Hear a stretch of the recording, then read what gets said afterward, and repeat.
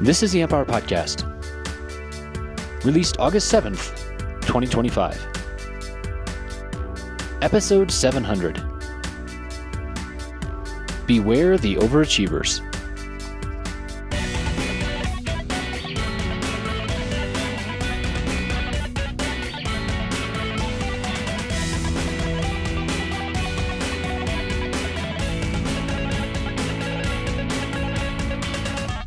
Welcome to the Amp Hour. I'm Dave Jones from the EEV blog.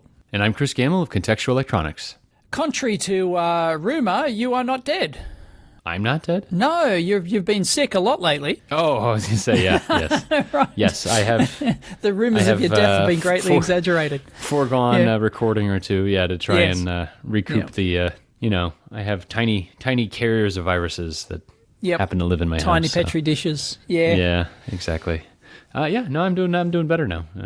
Excellent. Getting ready to go on holiday. I'm going to be staying at 10,000 feet next week. Oh. So it's good that we're recording. 10,000 feet. Well, that's 3,000 odd meters. Yeah, that's right. Yeah. There you go. I'm a little worried about the altitude. I've never stayed that high. I've definitely been that high, but I've never. Where stayed is this that high. 3,000 meters in the US? In Colorado. In Colorado, right? Yeah. Yep. Yeah. So up in the mountains. Yep. I'm excited. That's probably where I'm posting this from right now, and it's exciting. Family trip. But excellent. Cool. Yeah, that's altitude sickness is a thing, and we'll see. At 3,000 meters, really? Yeah. I've been up there. It's not a problem. I've never stayed up there. That's what I'm saying. Oh, right. I've driven up there. Right. I've been up in the mountains a whole bunch before, but I've never tried to sleep up there. I'm not a skier, so I don't go to ski resorts. Right. Yeah. You've done that? What is it up in the mountains by you guys? Is it what's the height up there? Our local Blue Mountains that you've been up to, that was 1,000 meters. So you're three times that. What's Mount Kosciuszko, which is our highest point? Mount Kosciuszko, can't even pronounce it, but Google fixed it for me. 2,200 meters. There you go. Okay. Yeah. That's the highest, because if people don't know, Australia's pretty flat. Yeah, right. Right. Yeah, there is a Great Dividing Range, we call it, which runs up in the east coast of Australia. It runs, north to south, up most of the mainland there, and it's a huge, it's in the name, it's a Great Dividing Range, a big fold in the tectonic plates or whatever it is that caused that. But apart from that, no, we're pretty flat ass. So, Yeah. Yeah. I mean, so the 1,000 meters is those are the kind of mountains, mountains that I grew up near in New York. That's the northern side of things, where they're all flattened out, rounded out, but still good hiking and fun stuff there. Yep. But yeah. But 2,200 meters is the highest point in Australia. So yeah, they do get higher. That is true. Right. Oh boy. Well, what have you been up to, man? It's been like a month since you and I have spoken, I guess. Yeah. It's been a while. We had to cancel a couple of times. Yep. I've been making videos, but I just started a project this morning. This morning? Okay. Yes, just this morning. The video's not out yet, but I just shot the first part of the video. That's okay. This episode will probably be out long after that. Yes, video, right, long after the first video is out. Yeah. Yep. So what is your? What have you been making? What are you doing? What are you working on? Well, I'm going back to the project that I told you about. Oh God, I don't know how long ago. It might have been a year ago now. There's that beep in the bloody lab again. This is, I don't know, you don't follow me on X or anywhere else, or, anyway, or you haven't watched my recent videos. Bloody thing, there's something in my lab that's beeping. Randomly, like every half hour or something like that. I haven't actually timed it, which is ironic because that's the project I'm working on at the moment. There's this mysterious beep. And I thought, I had this Bitcoin miner thing running. It's just like a little, someone sent it into the mailbag. It's just a little tiny personal Bitcoin miner thing, and I thought that thing was beeping, but I moved that into the other room, and it's not that. And then I thought, it's my NAS, my array of disks thing that has a beep. So I actually updated the software on that, and then I turned off all the beeps, and it's not that. And I can't say, I don't know.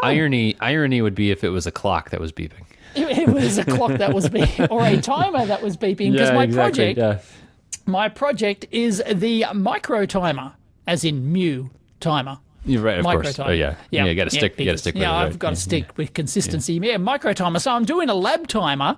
I have talked about it before. I'm sure. Anyway, I've decided. I don't remember. I got off my ass and actually did something because step one, so it's a lab. You've seen it, right? I've sent you a photo of those bench timer things. So hang on. Oh, is that the one with the funky case? I think that was. It's not funky case. It's just like an angled, diagonal. Yeah. bench. Yeah, it's a diagonal bench case. Yeah. Okay. Yeah. That's funky-ish. Well, yeah. I will decide what is funky in this it's podcast. angled. Anyway, it's a little thing that sits on your bench. It's battery powered. It's got an LCD and it's got a couple of start-stop timers and it's got some external plugs on it where you can plug in external signals to start and stop it as well. Okay. So you can, it's good for experiments and stuff like that. But I wanted something a bit more advanced. I wanted something with a bigger display so you could see it right across the other side of the lab. Yeah, that's nice. And and you didn't want it to be just a clock. You wanted to also more like a swim meet would have or a race would have. So that sort of possibly something like that. So So anyway, it was mainly it's a timer. So it's a lab timer, but it can potentially do other things. Like actually display the time and date while you're not using it as a timer. Whereas the one I've got can't do that. It isn't a clock. So what do you use a lab timer for? A lab to time in things in the lab when you do experiments and all sorts of things. You need a lab timer. It's one of those things that you don't know you need.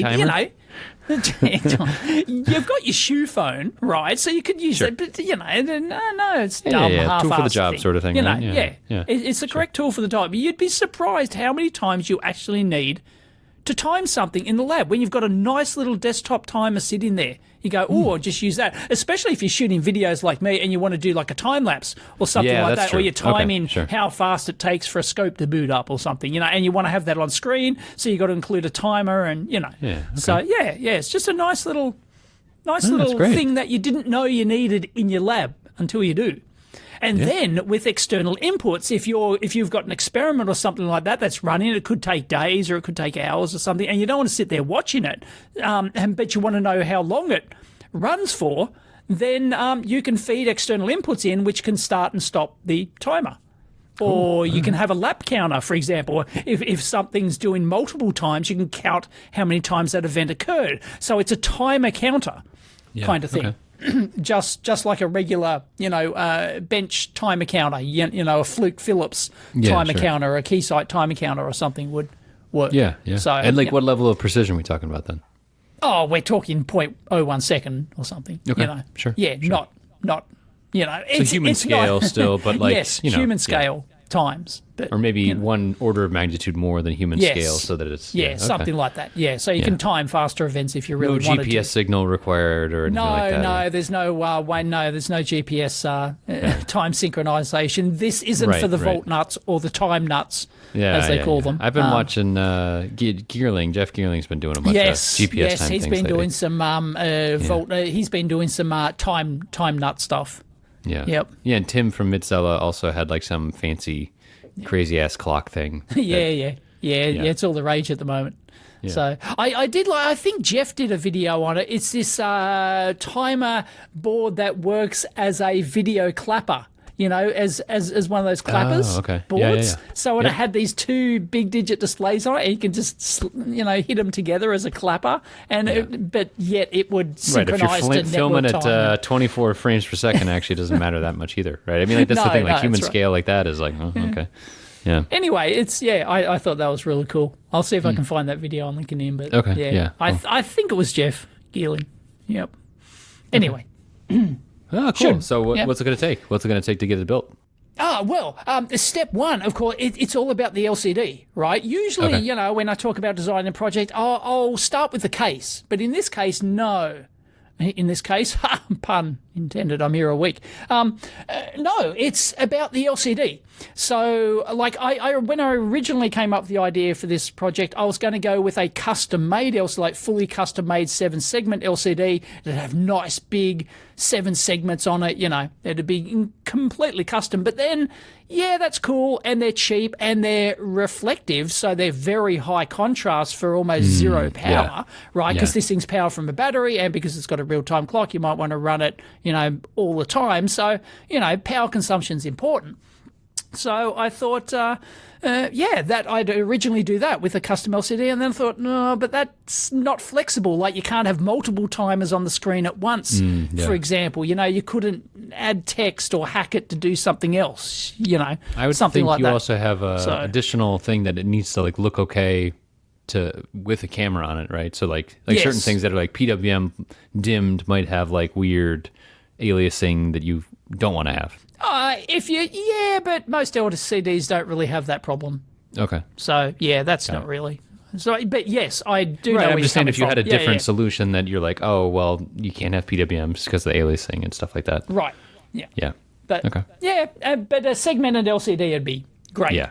From a contrast point of view, power consumption, everything else, but it lacks the flexibility of a full dot matrix. So I've decided on a 4-inch jobby. So, reasonable size LCD, 192 by 64 dot matrix display. So I went searching for those. I found a couple that I liked that were within the price range, seemed to have the transflective display, which I needed. I wanted a fully reflective display, one that doesn't use a backlight. But try and get a dot matrix display that doesn't use a backlight these days. Like, they're, bit rare as hen's teeth kind of thing. Maybe I could have, if I searched hard, like a large one. I'm talking largish size one. Yeah, what is the scale of we're talking about here? We're talking 4 inches. Okay. Diagonal, that is. I think the one I got's about 4.1 inch diagonal. So, it's a reasonable size LCD. It's not some tiny little thing. And so they're all transflective. All the ones out there, they're either fully they only work with a LED backlight, or they're transflective, which means you can use them with or without a backlight. So I thought, okay. So I found one that I liked. It was a reasonable price, and it came with a demo board, so I can try it out instantly. I don't have to dick around, trying to set something up and talk to it, then spend a bloody day trying to figure out how to make the stupid thing talk, So and then I can display different size fonts on it easily, because the demo board just does that. And so I just set that up this morning, and it seems to work okay. But then I was shooting the video, and I'm going to have to replay my footage. But something happened to the top of the LCD. I think it's partially failing or something. Actually, I'm going to go check it now. Hang on. Oh, it's gone. It's gone. Hang on, I'll put my headphones back in. It's gone. There was this a row of pixels at the top that seemed to have bled in to the LCD, and now I have a look at it. I thought you meant the whole thing was gone. I thought you. No. I've been robbed. These pixels. There's a time bandit about. Great. So after this recording, I can go and shoot my next clip, which goes. It's magically gone. I just shot the amp hour and it magically went. So I don't know if I injected some static into it and these pixels just permanently bled on or what, but. Yeah, so that's weird. I don't know what's going on there, but anyway, the strange things that happen. So the key was getting an LCD that I liked, that looked good, that was reasonably low cost. I haven't measured the power consumption yet, but I think the data sheet says 800 microamps. But I've got another one that's supposedly 100 microamps. So I want to try. That's also a 4-inch. So I want to try that one as well. Unfortunately, I don't think the demo board supports it, so I'm going to have to bodge it somehow. So after we do this, I'm going to have to bodge in some wiring. And it's got four different interfaces. You can do an SPI bus. I think you can do an I2C bus, or you can do 8-bit parallel or 4-bit parallel interface. So choose your poison, And then you're driving this actively from a micro the whole time? That's the idea? Yes, it'd be driven actively from the micro the whole time. Yes, so I need to couple it with a low power micro. So, if the LCD's only taken, half a milliamp, I don't want to add another half milliamp for the micro, so the micro is going to have to be really low power kind of thing as well. So, yep. Because most of the time we'll just be sitting there working as a clock, thing. So, like you want to operate it from a couple of AA batteries or something. So, it's got to be quite low power. Yeah. So, yeah, totally. Yeah. So I want to get the other LCD. So if the data sheet says 800 microamps, that might be a bit high. So, I might have to go with the lowest power solution I can get, regardless of how it looks. Yeah, what's your target battery life? Don't know yet. I'll figure it out. Well, I haven't even chosen what sort of battery I'm going to use in the form factor I'm going to use yet. Yeah, so, But anyway, goal number 1 is to find the lowest power 4-inch dot matrix LCD with a good transflective or fully reflective display on it. That is the goal. So, and it's not that easy, There's a ton of bloody displays out there. Yeah. Yeah, I mean, and the remote shopping experience also is kind of tough. Are you doing like AliExpress or something else? No, I'll send you a link. Here we go. I'll send you a link of the display that I'm using at the moment. And it'll be in, there we go. It is from iDisplay.com. Which is very convenient because I want to buy a display. So I go to buydisplay.com. But they offer, this site's really good because they offer, dedicated demo boards, like really cheap demo boards that they will program to, like, straight out of the box it worked, right? They had already soldered in the flat flex connector for me. They had wired it up properly. They had programmed the microcontroller that drives that specific LCD and it just worked. Demo straight out of the box. It was great. So, nice. Yeah. I do have to call out that it's 192 on the demo display that they're showcasing. 192 by 64 dot matix. Oh, matix. It is dot matix. There's no R. They've dropped the R. No well, R. That's how they save the cost, exactly. by eliminating the R from the font chip. Now, if you have a look. Maybe they're targeting the British. They're targeting the British. Those pommies. They drop their R's, right? They're right. Oh, boy. Soda. Hello. Hello, R droppers. Soda. Well, hey. That's an L dropper, actually. Oh, sorry. Yes, it is. Yes. L dropper. Sorry. Take that back. This is an LCD as it says on the screen, so they're obviously not L droppers. Right. East Rising. They've got a different web address on the screen. Yeah, this is a reseller. Right. This is no doubt, this is a reseller. Well, I don't know. But anyway, no, but they seem like a big, they're like just got tons of different products and matching displays, and they've got tutorials, source code, all sorts of things. And they say they guarantee the production of them from a certain date, and stuff. So, whether or not you can believe that or not. I went through this a little bit with ePaper when I was doing it, and it was like, they're buying factory seconds, right? And so like they'll guarantee it up to a point, but then, there's... I don't think these are factory seconds. I bet they are. I don't think so. I think they are the manufacturer. East Rising is the company. East Rising. Yeah. I mean, but you could put your own stamp. You could put all that stuff on there. I don't know. I have stories about this later too. I'll talk about my stuff a little bit. Right. Yeah. All right.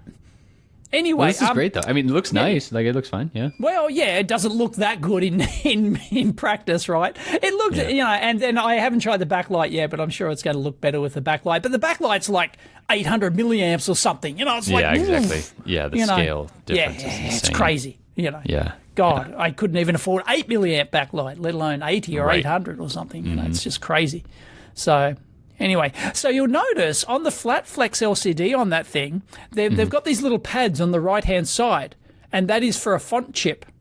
So they also sell this font chip. Yeah. Font chip? Font interesting. chip. Yes. Never heard of a font chip. You're not aware of font chips. Okay. No, I should say, I really haven't done much with displays at all. No, okay. Right. Yeah. I can get you a link to the font chip datasheet. Hang on, where is it? Specification. Description. And that's like so you don't have to then have all these fonts loaded into memory in your microcontroller? Correct, into your microcontroller. Correct. Interesting. They're embedded in this font chip. Yep. So it's just like was it like an EEPROM? It's with, like an pre-programmed? EEPROM-y. It's Or like a ROM serial. almost? Yeah, it's like a serial prom kind of thing. That's all it could be, actually. So hang on, I'll send you the link. Here you go. This is a direct link to the data sheet. They're available as a Chinese font chip, or this one's an English font chip. So, yep, there's the data. This one's a multi-language. And it's got different font sizes like 5x7, 8x16, 24x24, you know. ASCII, it does ASCII, it does ISO 8859 data sets, you know, Greek characters and all that sort of thing. So it's a little 6-pin, font chip. And why wouldn't you put that in the micro, I guess? Because you don't want to chew up the space in the micro. Got it. So this thing might be cheap enough that it's like, well, you could then go even lower on the flash and ROM. You could go lower on the flash chip. Yes, you could go to a 1K, you know, a 4K flash, Got you it. know, So you're micro, basically and then max that out with code, and then this is like this is like the warehouse version of buying fonts instead of designing your own fonts and dealing with it, having to deal with licensing, whatever. It's already kind of in there. Yeah. But ironically, if I want a really super large font, which I kind of do on this thing for the timer, you know, so that you can see it halfway across the room, right? I can't use these fonts. These fonts aren't probably large enough, so I'm going to have to do a custom font anyway. Got it. So yeah, but anyway. Yeah. But it's there. The capability's there, and they can supply that, and they soldered that on for me, and you know, it's like it's cool. Yeah, it's interesting because I mean, like I've been looking. Like this is a very low level. It feels like this is a simple micro talking to a simple font chip talking to a simple display. Not simple like no, but it's like relatively overly simple. Yeah. But if I think about how I would do it today with the stuff that I've been working on, it's like I'd probably like see if I could figure out LVGL and like you know like kind of use all the software-y layers way further up the stack. But like, right. That is a fundamentally different exercise than what you're talking about here, right? Oh yeah, no, mine's quite low level kind of thing. Yeah. Like you're going to be painting pixels, right? Yes. In a certain shape, and that is representing a font. Yes. That's kind of the idea. That is correct, yes. Okay. And I've got to do it low power. It's not like I can run bloody, you know, a higher order operating system on this thing and then, you know, install like, you know, true type fonts or something like that. Yeah, you know? exactly. It's like, no, this thing has to run on the smell of an oily rag, you know. Yep. So, yeah. Anyway, so I may not use that font chip, but it's there, you know. Okay. So, anyway, I do like the idea of the font chip. It just means that you can keep it separate, so you only need a tiny routine inside your micro that reads the font chip and just transfers that data straight into the LCD itself. So just, you know, basically transferring some data. And they probably give you example code for that as well. Yeah. So, yeah. It is interesting looking up so like it has a table in this font chip. Yep. And it's the base address going up is 0 up to 220,000. So that's probably just the capacity of the EEPROM is. Oh, I would say so, yeah. Yeah, 256K probably with the overhead. And yeah. Cool. Anyway, and I'm sure they got example, because they've got lots of example code on their website and stuff you can download. So I haven't investigated all that yet. I'm just trying to choose an LCD. You used font chips in the past, though? Not or something personally, like it? No. Okay. But I am aware of them. So that's why I know it's an interesting idea. Yeah. And it only adds a few cents to the BOM, and then they will add it to and you don't even have to add it on your board. They will add it onto the LCD itself. Oh, nice. So, you know, that's like really nice. So you can just order it with that font chip and the LCD has it all built in and, you know. Yep. Bloody pin pitch is 0.5 millimeters though. God, I hate 0.5 millimeter pin pitch. Yeah, it's no fun. Stuff. No, it's a pain in the ass. It's smaller. And the demo board comes with a really nice adapter board which has all the different pin pitches on it. And this one is the smallest pin pitch out of, I you know. see. Yeah. It's like, oh, God. Yep. So, anyway, I do like this company because they supply, just a ready-to-go demo board, and it just works out of the box. So that's really cool. So happy with that. That's great. That's great. But we'll see how much effort is required to drive the other LCD I got, which is not programmed into. I don't even know if it uses the same chipset in the LCD. So if it does, maybe I'm in with a chance. If not, I might have to reprogram the 8051 on the demo board somehow. Oh, really? Yeah, Good luck with that. Well, they might actually provide the ROM images on the website. I haven't actually looked in detail yet. So, yeah. Anyway, so got to find all that. So there you go. Yes, that will be part one. I'm starting with the LCD instead of the case this time, although I've got an idea of the form factor that I want, and it'll probably be a 3D modelled and 3D printed case as well, so that people can, actually build it themselves and 3D print their own case and, Cool. stuff like that. Yeah. That's great. That sounds like a good project. Yeah, it's fun. Anyway. Where do you think you'll get it done, manufactured? I have no idea, but you're about to tell me, aren't you? Come on, man. Don't blow up my spot. How you gonna do me dirty like that? Come on, I knew this segue was coming. Yeah, you knew what it was. You saw it from a mile away. Yeah. Yep. So I have used JLC for the first time, and nobody was surprised, and nobody is... they own the bloody market. Everywhere I look, everyone's getting everything assembled at JLC. How huge must they be? I know. Jesus. It's nuts.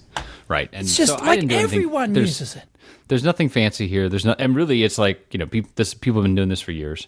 Yep. The things I wanted to talk about is actually a couple things. One, the process, and non-sponsor, whatever. So this is just me using it. Totally non-sponsored. But I just looked at. I don't know where I saw it, but I looked. I wasn't sure. Yeah, it might have been a video. I definitely can't remember who it was. But they used JLC service and showed. Sorry, Mike Harrison. That's it, Mike. Yes, yeah. Mike Harrison did an excellent video. Yeah, he did this tiny USB adapter power board or something, and he was showing I was watching that, and I'm going, like, you can do it all in the freaking browser, can't you, or something? You can do it all on their website, where you can lay it, like, you upload your Gerber images, and then you can do your component placements on there. You can rotate your components all in their interface. It's like, holy crap. I will say, we talked to Andrew last episode, so I talked to Andrew, and he's from Circuit Hub, and they have a similar thing, and both him and then Macrofab and then things like this, like we're moving closer and closer to the ideal that we all want, which is I never want to talk to anyone ever. Yeah, right? you want complete turnkey. Yes. I just don't ask me a damn thing. You want to talk to another human. Yes. I want to, exactly. And this is the first time that I've actually achieved that. I haven't been making a lot of boards lately, so I think kind of everyone's been moving towards this. Just the software's been getting better across the board. But this is the first time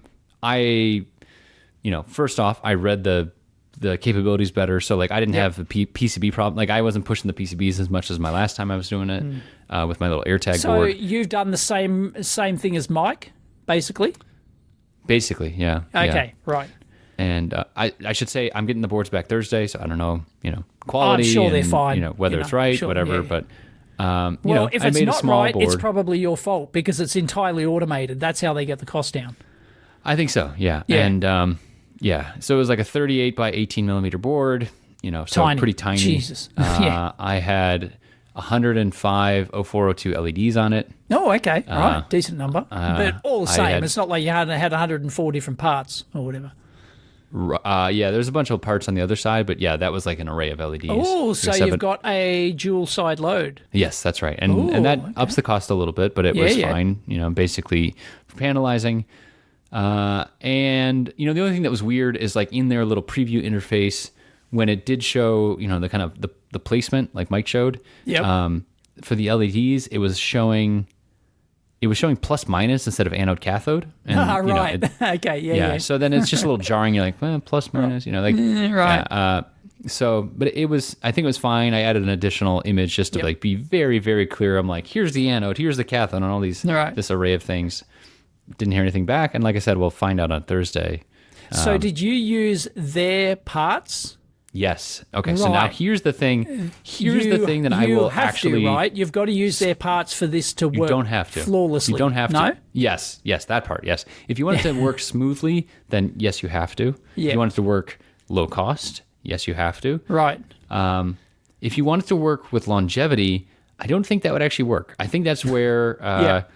So basically, if I expect to make this exact same board with the exact same part numbers 6 months from now, I think, and on the forum where I found out about this, someone had expressed that they said, like, look, I can't get the same parts. Yeah, I have to redo the BOM basically each and every time because of that. And so, in my case, I wasn't using anything fancy. I wasn't using anything that there's nothing fancy about this board. It's just the compactness of it. That's the only thing that's really fancy. Now, here's the thing that I love, and here's what I would love to actually see in every other thing anywhere in the whole world.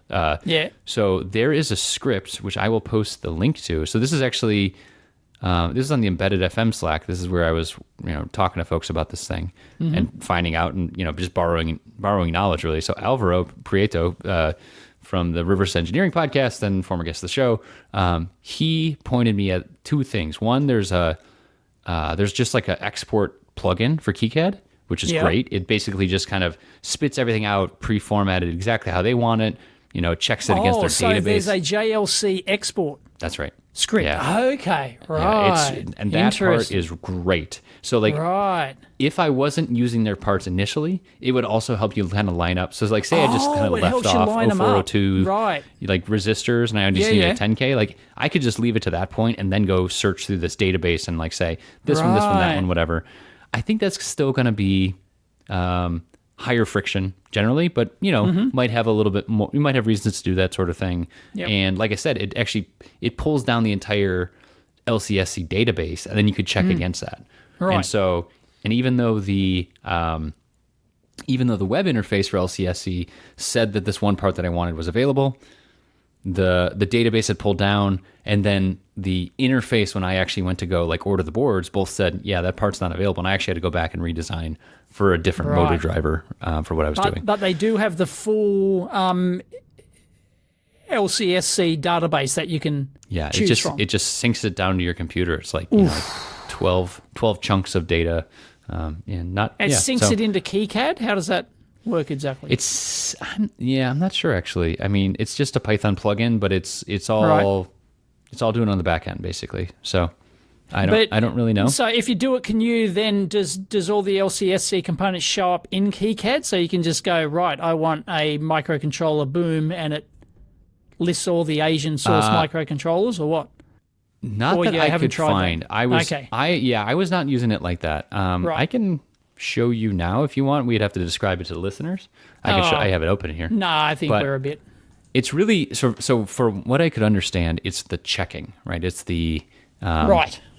It's the right. So it's not at the design stage. It's at the check-in. Yeah. It's the checking stage. Pre-manufactured. It's like the personal stage. DFM kind of thing. Right. Yeah, and it's that stage. It's the export at that stage. So good, important, and like I said, the formatting alone is makes it very, very useful. And you can at least sanity check yourself that hey, this doesn't have an LCSC component, and then there's going to be extra cost as a result of that. It's basically and then like I said, it also has stock and stuff like that. So you can use this almost as a mini DFM tool, assuming you're locked into this. So it shows you their stock. Yes, exactly. So I have it open right now, and it just did a pull on the database, so I could see that they have. Of this 0805 10 microfarad capacitor, I would be constantly going 5.47 F5 database refresh, F5, F5, refreshing that data. Oh, some bastard just bought 10,000, just cleaned them out. Yeah, exactly. Damn. Yep. Yeah. And so like I said, there was another connector that was on board that I was pretty sure they didn't have, but then this was right that they were out, so I just left it off the board, and I'm gonna hand solder this later. Right. That's fine. Okay, so that is the output generation and kind of DFM checking. That is called the JLC PCB Tools plugin for KiCad, I guess. Right. But that is not the business. That is not the thing that I want in my life all the time, because the other thing that's there will save you all the headaches Anyway, so again, this is assuming you're going to be going towards JLC PCB. Now I got to try and vamp a little bit while I find this plugin. Is there anyone, and please, if our listeners out there know, please drop us a note, leave it in the comments or whatever. Is there anyone else that's comparative to this service at the moment? You know, is like, I haven't checked, I haven't actually kept up to date, but are there any other manufacturers that are close to this sort of almost complete automation? Yeah. Because this is just insane. I don't know. It's just mad. Okay, so now all right, I found the thing now. So I'll link in that other plugin. But the thing that is so much better, here we go. It's called the Easy EDA to KeyCAD.py. Easy EDA is their online CAD tool. That's right. Is their online and so PCB that is what schematic. they push. Yep. They're like, they built a whole web interface, and for like a lot of people, it's great. That's what they want. Oh, That's fine. But people will be surprised to know that's not me. My heart is elsewhere. Yes. Yeah. So like they only build for their own tools. That's fine. That's their right. They built all the data, whatever. Yep. I don't care. I still want it in KiCad. And so this is basically an export script. So now what you do is when you plug in, let me send you the link for this too, so you have visibility into it. So it's basically now from my command line, it's Easy EDA to the number 2 KiCad, and then basically you just do -- LCSC ID equals the number, right? And so every part has the number there, as they're basically like a DigiKey part number or an LCSC part number. They're unique identifiers. It goes out, it grabs the footprint, it grabs the schematic, it grabs the 3D model, puts them all in a common library, and it just sucks it down, and you're set to go. And like that is all I've ever wanted, right? That's all right. You know, like I don't want to, and I do it even though it's better to probably maintain my own libraries. I know that's better. I know in my heart of hearts, this is going to bite me at some point. I'm going to get bit, right? I just know it. So if I want to use this, I've got to run this Python script, right? Yeah. Yep. Right. Yeah, so it's not. All you do though is right. But I thought it was a plugin for KiCad. You said it was a plugin. This one is not. No, the other one is. So there's other tools, which is the checker. The checker tools is a plugin. That's fine. Okay, gotcha.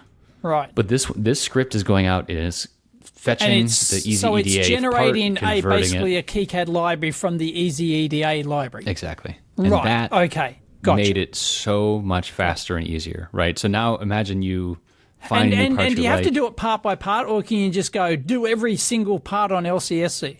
You probably could do it for every part. I have not done that. And also that would be a mess to search through then too, right? Oh, so I could just do it per project. The bandwidth would be right. So just the turnaround time to do this sort of thing.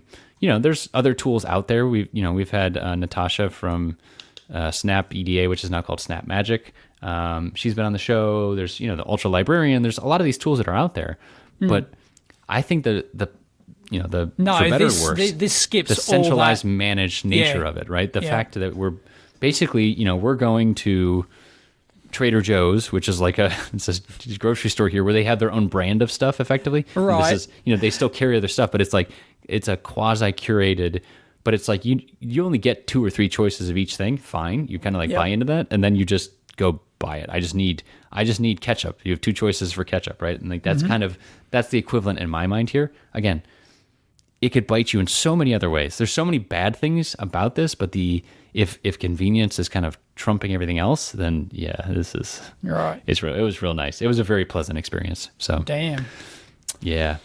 The script, if I could get this script for hang on, this has been around for years. The first check-in was 3 years ago. Yeah. Nobody says I'm on top of things, Dave. Yeah, right. Nobody says I'm hip right. or with it or whatever. But I've just never done it. I've just never taken that leap. So this converts Easy EDA to KiCad libraries. Cool. Yeah. Wow. But it's all they update their library too. So there are new parts on there too. Yeah, right. Yeah, because this code hasn't been updated in a year or 2 years, is it?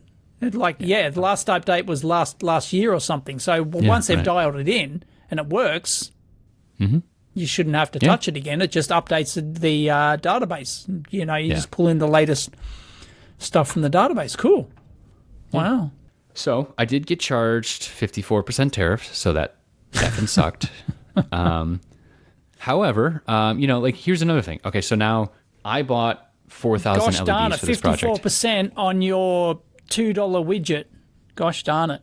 You know. Yeah, it was a lot more. It was more than that. Yeah, but I think the thing is, you know what I mean. You know. Yes, of course. Look, I'm not happy about it. Nobody's surprised by that. But like, let's just talk about the actual economics in this case, right? So like, should I have gone domestic?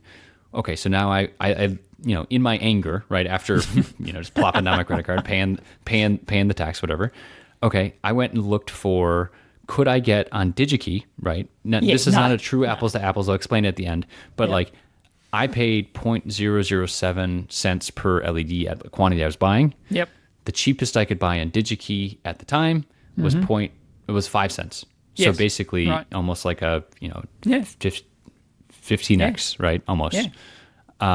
No, that's bad math. No, 8x. Sorry. Yes. So basically, I paid almost I think free. For the basically, it was like it was like $30 versus like $250 in just LEDs, right? Now, someone could say to me, okay. Yeah, it was a big difference. It was like because you're not getting one board made, you're getting multiple boards. I'm getting 40 boards. Okay. So 105 LEDs per board, so basically a reel of LEDs, right? Yep. And so like, Okay. So that's the best I could do in DigiKey. I'm not saying there's not other places. Now the true not apples to apples, like I could go and buy the parts off LCSC or some other low cost supplier, import those, just pay the tax on that $30, and then get it made domestically. Like no arguments there. Yes, you could. But the cost difference then in production is just it's insane. It's crazy. Still not there, and so like I don't like the tariff, but it's still worthwhile on this project, not all projects, for me to just pay it and just deal with it. So of course. And like you said, scale too. Scale is nuts. So we'll see how the quality looks. This is nothing fancy, right? This is basically like a sensor breakout board. I'm sure the quality is just fine. I'm sure you don't have to worry about that. Yeah, but I've never heard any bad stories really. Yeah. I'm sure it's adequate. I don't know. Yeah. I think the thing is, if you're gonna do reasonable boards, it's gonna have decent outcomes probably. But people have to remember that like people. Okay, this is fantastic. Everyone raves about this. It's the greatest thing since sliced bread, and it's revolutionised the industry and everything. But if you're designing anything like serious, like as in seriously, like an complex, FPGA, like 1200 BGA pads, this is not going to work. Right. It would work, but I think the cost would start to equivalate. You don't get the same automation capability. If you need very specific things that you're doing, then Yeah. But if you're just making a simple board that has a bunch of parts on it, Bob's your uncle. Yeah. This is the greatest thing since sliced bread. Yeah. So now the other thing that's about this project. So basically, what I was making, I'm making a Bluetooth thing. Probably no one's surprised about that. But I designed it around this board that I actually don't know how I bought it. So I got it for $3. So it's a NRF52 840 board. It's actually targeted at like the keyboard building community that's out there. Right. So like a lot of them target that part. It's a Bluetooth part from Nordic. It's it's a great part. I've used it many times before. The board shipped to my house from China was $3, and it's got battery charging, USB, it's just like LED, whatever, and it's just like a it's a 13 pins down either side of a 0.8 inch, so it's just like basically a breakout board, but like $3 for this. Delivered. I just did a video on delivery yesterday and how hard delivery is. And how expensive it is. I can't buy an NRF52 840 for less than $5 in single quantity, like not even single quantity, like in like significant quantity or something. Yeah, right. And so I was talking to my friend about this. Like I think the only way that this works is if someone's ripping these off other products and reballing them and putting them on, like. So this is definitely like a recycled part, but that I don't. As long as it works, I don't really care. $3 though, like my God.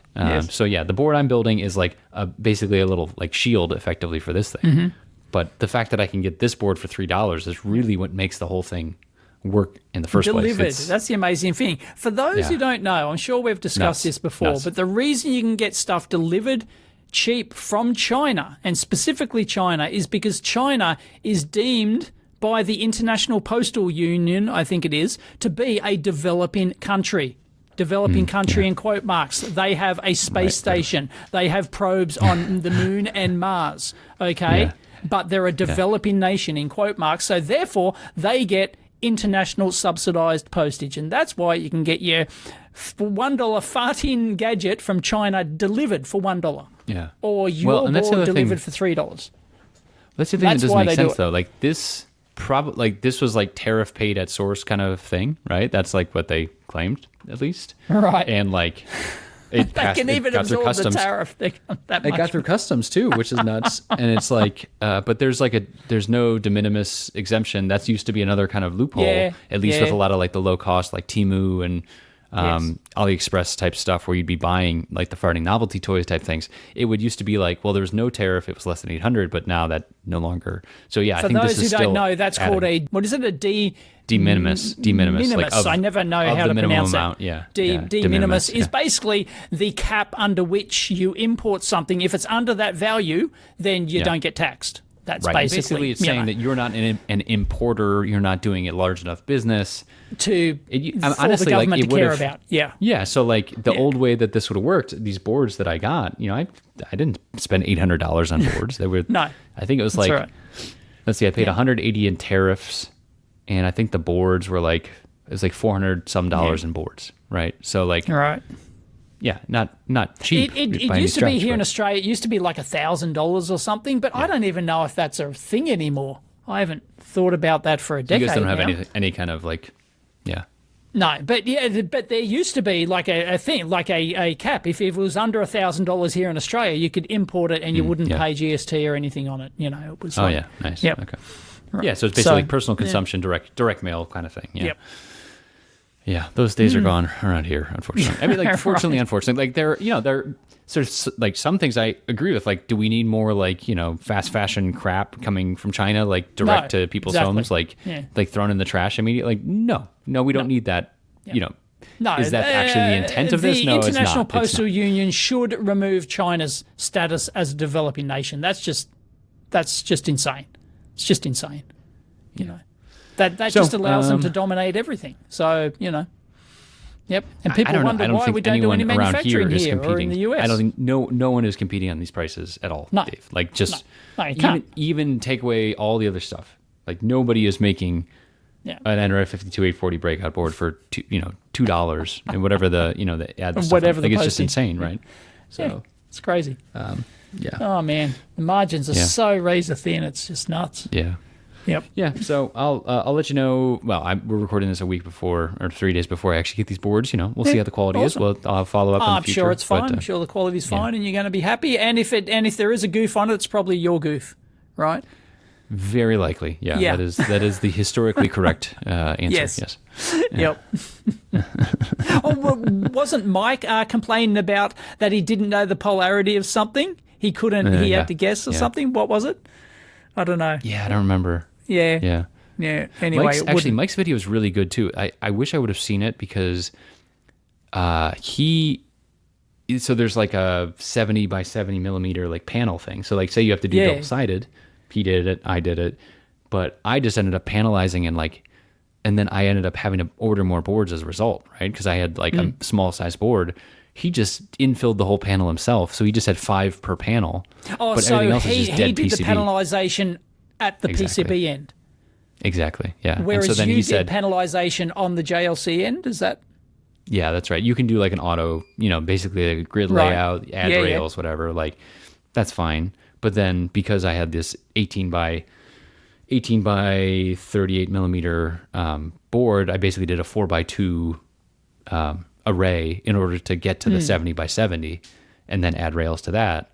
Whereas Mike, he just did these tiny boards with a bunch of dead space in between out to the minimum space. Yep. So that you could have, fewer per panel sort of thing, which is, I mean, nobody's surprised Mike's a better electrical engineer than I am. Well, he manufactures things at medium volume, so he's got his own in-house pick and place machine, and he's just always manufacturing hundreds of boards every month or two, So Yep, he's got everything dialed in, and he still uses PCAD. Still uses PCAD 2000 or something, like that. So yep, it's great.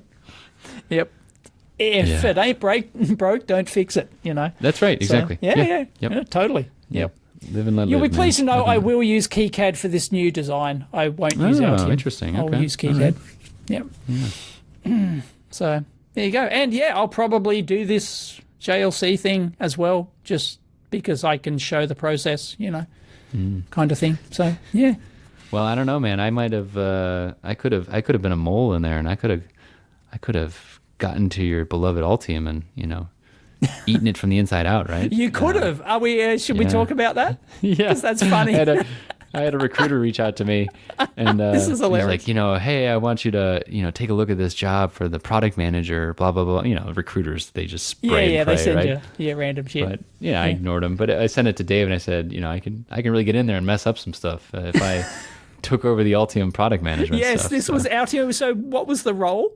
Product. I think it's like the product manager for the like Altium designer, lead or something. Product lead for like that, PCB product lead or something. I don't know, something like that. You don't want me. That's what they would have figured out after many rounds of interviews. Why does this guy keep talking about KiCad? KiCad, and the first thing you do is a KiCad export tool when you get in there. Exactly. Yeah, exactly. Oh God. You gotta slow drip. You gotta boil the frog 1 degree at a time, right? So. Right. Yep. Nah, I wouldn't. I can't believe it is. So, did you even reply? No, you didn't even reply. On, man. Don't deal with recruiters. It's not worth it. It's never worth it. It's not. Yeah, I'm not looking to work on PCB stuff nor anything else right now. Yeah. It's just like ugh. I've been watching a few videos that have been complaining about, like, the entire recruitment industry is now changed. It's all AI interviews now. Totally. Apparently. Yep. Oh, God. Yeah. Oh, my God. No. I mean, like... No, I am out. You and I have been, on that path for a long time, but, like, I don't look good on paper. You know what I mean? Like I'm same here. I'm no Mike Harrison, right? But like I just, I know a lot of people, and like I think I kind of piece stuff together okay. But like my resume would not read well to an AI. Mine would right? be shit. Yeah. So good luck to me if I ever need to. If you never need to work for the man again, huh? Yeah, I think so. Yeah. So. You'll just continue finding jobs through your contacts and things like that, which is how most of the industry is going to, schmucks. If you're doing an AI job interview, you're doing it wrong. It's tough. I think. I mean, that's the thing. I feel bad for, people that are like coming out of college, right? Like entry-level position, they don't have a choice, right? It's not like, I'll go network, I'll network my way into a job as an entry level. It's like, no, it's tough. You're hosed. Yeah. It's really tough. Yeah. It's a tough time for that sort of stuff. So. Oh, I watched this one video. It's about how North Korean spies get into all the tech companies in the West. They're filled with them. I can't remember which channel it was on, but how all the tech companies have been infiltrated by these North Korean spies because everyone works from home now, right? So they do these online interviews and they appear to be somebody else. Right, so they can change their appearance, change their everything, right? And so they actually get this job, and then they have a whole army of people behind them at the back end helping them do that job, and they get so they're actually apparently awesome employees because they have a whole army of people behind them helping them out back in North Korea. So it's like you're hiring one person, but you're getting 10 other people at the other end doing the job for you. Wow. And it's and they're infiltrating all these tech companies. Beware of the overachievers, right, Dave? Beware of the overachievers. And then I thought that was hilarious. Oh my God. Yeah. It's like, and companies are apparently, they were saying in this, expose video or whatever, they were saying that a lot of companies are actually aware that these people are from North Korea and they're possibly spies, but they don't care because they're so productive, and they keep them employed because they're so darn productive. Yeah. It's insane. What the hell? Anyway, I'll see if I can find that video and link it in. Yeah, I'll check it out. North Korean spy. Oh my God. So great. Well, speaking of I do have some videos that I'd like to call out. One, there is a new channel. I'm sure this is just the algorithm getting me, but it is the it was a full like walkthrough of the B-Link. I don't know if you know them. They're like mini yes, PC makers. yeah. I've done videos on the B-Link PCs. Yeah, I haven't watched the full video, but like it goes for like half an hour or something, doesn't it? It does. Yeah. It's like 22 shows their minutes, entire production facility. It's beautiful. Like really, just like any how it's made style thing. Great. Love to watch it because they actually they're doing their own anodization of like forming of aluminum, that sort of thing. So really good stuff. Love that sort of thing. Yeah, it was great. It's very in depth. So I'm going to have to go and watch the whole thing. Is there any commentary on top? I don't. No, it's just pure, I didn't think there was. Yeah, it's just it's very relaxing, showing actually. all the steps. But it's just it's great. Yep. I thought that was. And they have other ones out there, like they do like heat sinks and stuff like that. Good stuff, But this one has been my favorite so far. So right. And then the other one, past guest of the show, Stephen Hawes from Opulo, he had a really great one about getting certified. So basically, he went and got the Lumen Pick and Place certified for like FCC and CE and stuff like that. And he kind of talks through that it. Certification. Okay, right. Yeah, it's great. So right, okay. I'll link in Stephen's episode here. Wait, was he on my other podcast? No, he came here too. That's right. He was here recently. Yeah, so he was on the Contextual Electronics podcast early on, like right when he started, right when the other podcast started, now defunct. And then he came back onto the Amp Hour relatively recently, and he talked about what the Lumen's doing and stuff like that. And this is part of like the moving it towards production. This is the V4, so cool stuff.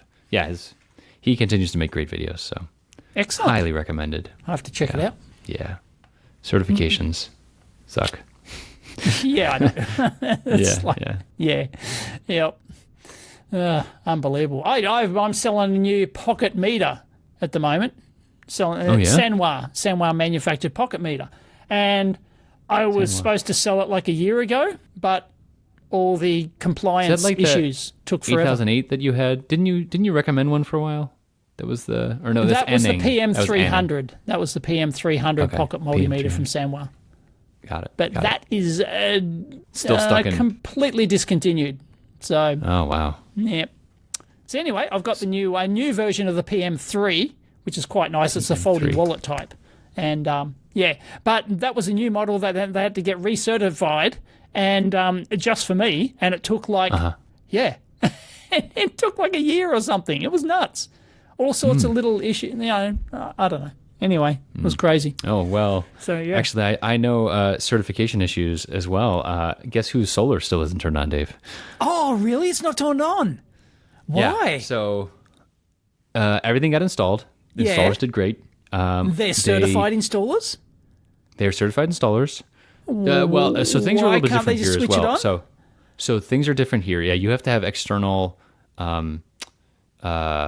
certification, basically. So so like Europe and I think Australia are certified installers where basically, they come in, they do it, whatever. And they just switch it on, Yeah. So there's a multi-step process here, and so there's two problems. I was talking to a friend in Europe about this too, because he said the same thing happens in the Netherlands, and where they just turn it, they know what they're doing, they turn it on. So one is it's a city regulation here, and that's really where this stuff all fell apart. City-based regulation, not even state. It's just city. Not even state. Yeah. Oh. So this is like building code type stuff, right? So that's really what it came down to. Yeah. Yeah. So the inspector came by. They put the power wall in my garage. Despite I wanted it in a different location. They said that it wasn't possible because of like spacing and of other features that are on the side of the house. Okay. So they rerouted all the wiring. Ended up being really? So it was outside the house and they rerouted it inside, or? So like when I first agreed to this whole thing, it was supposed to be on the outside of the house, on the northern side of the house, and no sun. It was going to be right near basically mounted right near the meter, right? So like. Kind of makes sense, right? Of course. Your wires all come back there, whatever. Yeah, shortest run possible. Exactly. That's exactly what I was looking for. And it was still not that short to do that because it's on a detached garage, and then my roof, there's two different sets of panels, whatever. So they ended up doing all this wacky stuff where the panels from the roof are going through a trench all the way out to the garage, up and over the garage, out to this Powerwall, which is the inverter, and the battery that's in the garage. But it's basically mounted next to the sub panel that's tied back to my main meter. And so whatever this inspector did not give like a spec, or not a spec, but like a regulation that he was actually going against. He said it's like something like, oh, it's only a single conductor to the panel, and it just like didn't make any sense to me. Right. And we kept asking like, well, what is this, code that you're going against? And he basically said, I'm not going to approve it. That's like all it came down to is like he had the power to like shut this whole project down. And he said, I'm not going to approve it. And so the solar company's like, I guess we got to move it. And so they just came back and moved it. Oh, and at their expense, they moved to the... Yeah, exactly. They moved it at their expense. Yeah. But still, oh my God. Yeah, what a mess. So then they moved it to a different part of the garage, further away from that sub panel. Yeah. Yeah, just such a mess. And now it's going to get certified. But here's the other thing. It's still not allowed to start generating yet. Because in the US, what I found out, like there's been all these steps that have been like kind of waiting for me that I didn't I didn't read the initial email for, right? That's really what it comes down to. I wasn't reading very well. So at the end of all this, once we get the certification, then the solar company submits it to the power company. The power company, apparently the meter I have on my house is only unidirectional. It's not bidirectional because when they installed it, there was no idea that there would ever be power flowing back out to the grid. And so then what they have to do is but your house is from like 2000, right? It's not old. That's what's wild, right? Like you'd think like, but I guess it's probably just a cost basis. Even the old school Why would you even do a one-way meter? They would spin backwards, They'd like go the opposite direction. What? I have no idea what it is, but they said, look, you have to get, I think it's probably just so they can bill in both directions. That's probably the real thing. Yeah, of course. And it's got to communicate back probably better than... you need a smart meter for them to monitor it. I think that's what it is. Yeah. Oh, yeah, totally. Yeah. Okay, right.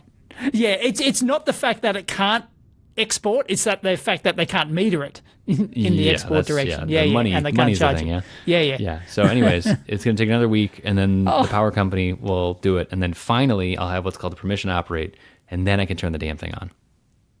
And then summer will be over. In my garage. Yeah, exactly. Right, yeah. Well, here's the other thing, though. So I had a friend who, so I don't know if you know, but the incentives are all going away. I have a friend who like looked into it when they found out that the incentives are going away, and they're like, oh yeah, we're booked out way past the deadline. So like basically past the deadline. Wow. Yeah. So there's people that are like, so this friend is looking at it and like saying like they might just pay it in this tax year, even though it won't get installed in this tax year to get the incentives. And then, so what's going to happen is probably about 6 months into 2026, you're going to start seeing a bunch of solar companies shut down because like the economics have just completely changed. We have thousands of solar companies shut down. I'm not kidding. I can probably pull up an article that I think it's 4,000 solar companies in Australia just shut down. Yeah, I believe it. Because there was this government incentive that every fly-by-night person did their solar course and they were installing solar panels like candy, and it was there were like 4,000, I think, shut down. Yeah, I'm sure the biggest ones are, but they're all using subcontractors too. So it's really just going to be like there's going to be a ton of electricians available now, that sort of thing. So I'm not happy about it. Well, the guy who came to install mine didn't even have a multimeter. He had to borrow mine, and I go, I say what? You go, it's a fluke. And he goes, does it measure DC volts? And I'm going I'm going, Jesus. like he just had no clue. Just in case there's no instructions with yours, ladders go up and down. You climb both ways. Yeah, just be sure, one rung at a time, buddy. One rung at a time. Yeah. This is amazing that you've got the people who are actually installing your solar system. They're at the mercy of the inspector who comes in at a later date, so they've got to install it with their best guess of what the inspector might pass or not pass. Yeah, that's exactly. Mad. Imagine how many people are getting caught with this. Oh, totally. I think this is this company is very reputable in the area. They know what they're doing. Like they have been frustrated too, obviously, because it's costing them money. And, but they're at the mercy they don't get of paid the until it's all installer. Yeah, exactly.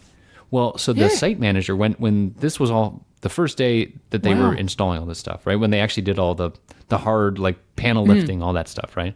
Yeah. The guy who was managing the site, I mentioned that like, hey, I want to, put these. I would have wanted to put the battery in this original location. And he said to me, I can get this to pass.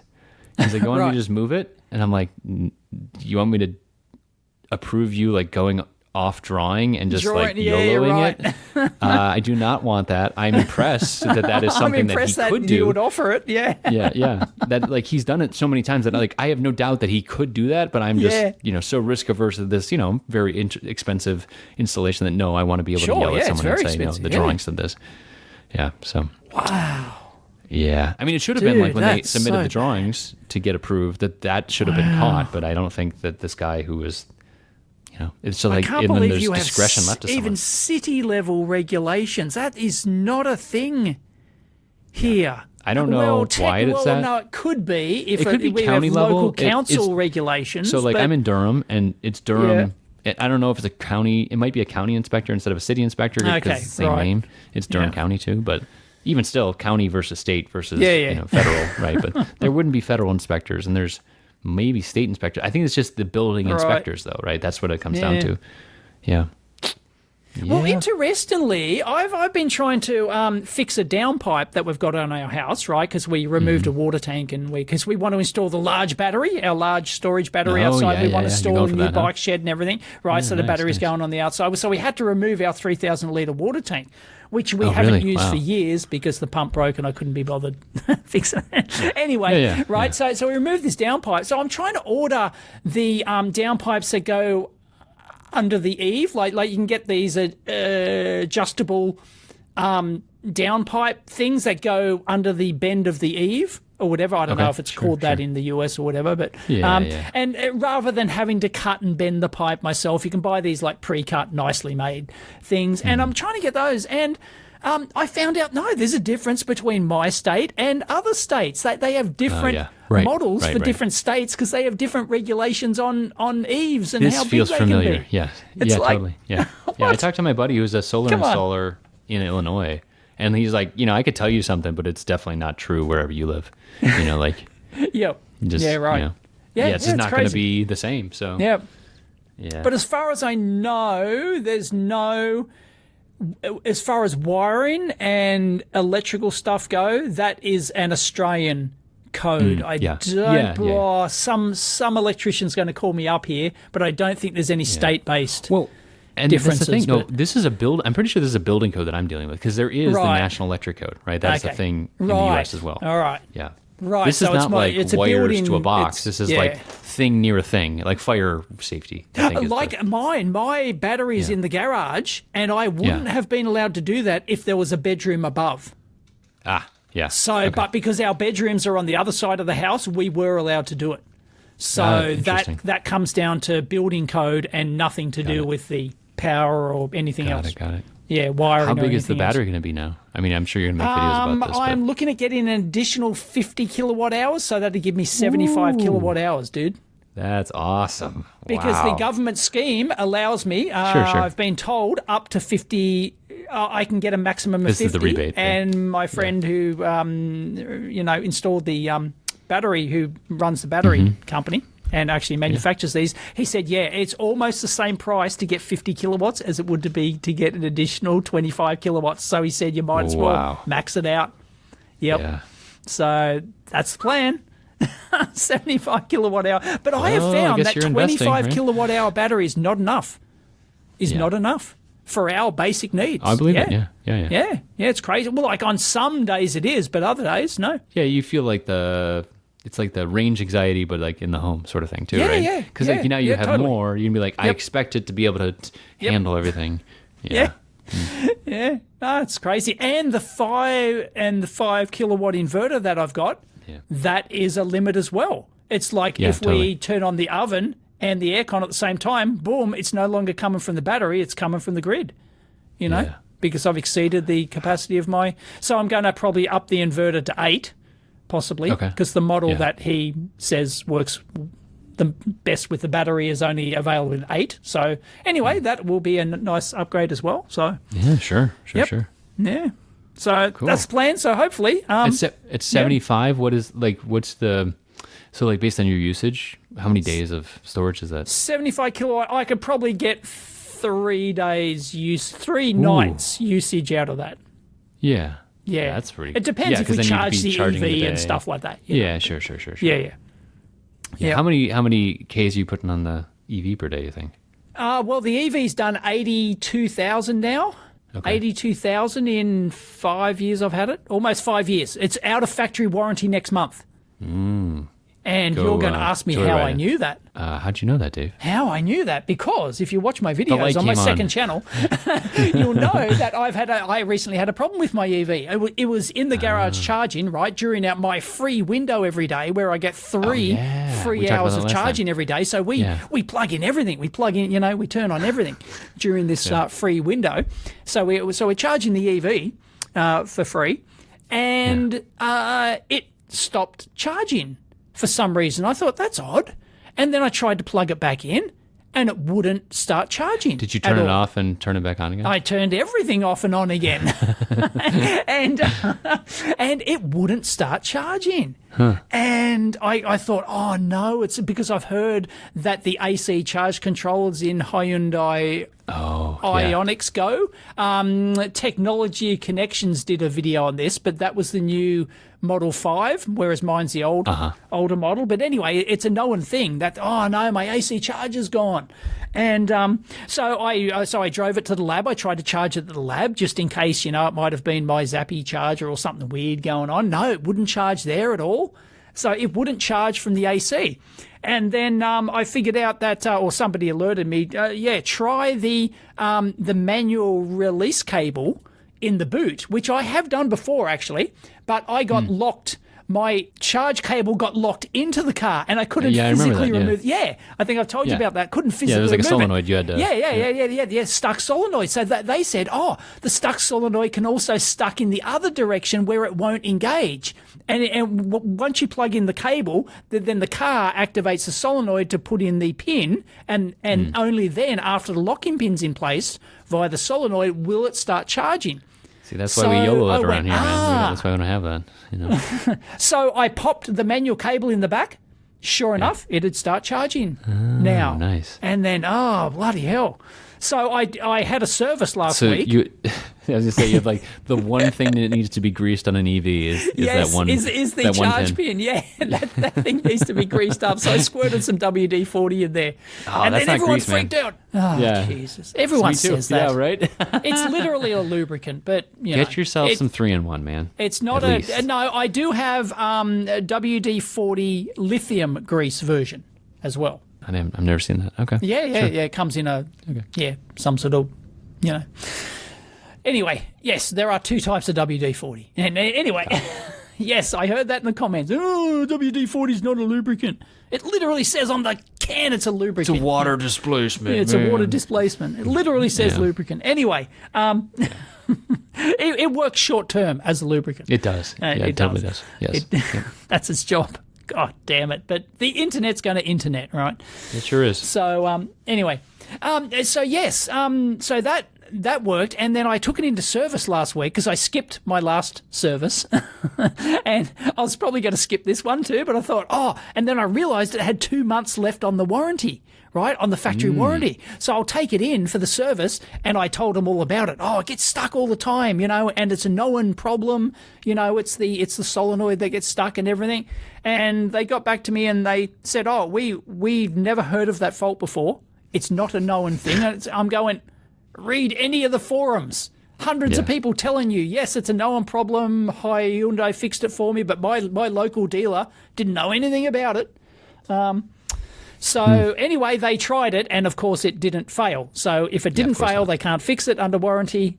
Therefore, I'm So you put some bubble gum in there and then stuck with then it. You got to fix.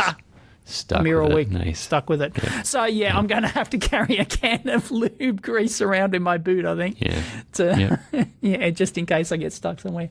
But anyway, it does have the manual release handle in the back, and that seems to kind of reset it or something. So maybe it's rusting inside or something. I don't know.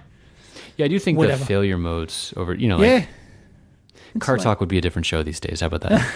Right, it would be. But of all the things to go wrong in an EV from the, PCB point of view and everything else, right? It's a manual bloody cable solenoid-y lock thing that stops you from charging. It's like, God, please start there. You know, you should be able to override that crap. You should be able to go, no, the cable's plugged in. Trust me, just override it, and boom. But no, of course, because that puts liability on the manufacturer. You know, legal liability if something goes wrong. So yes, it has to activate the solenoid, and then it's probably got a sensor showing that the lock-in pin is in, and then it will activate the charging.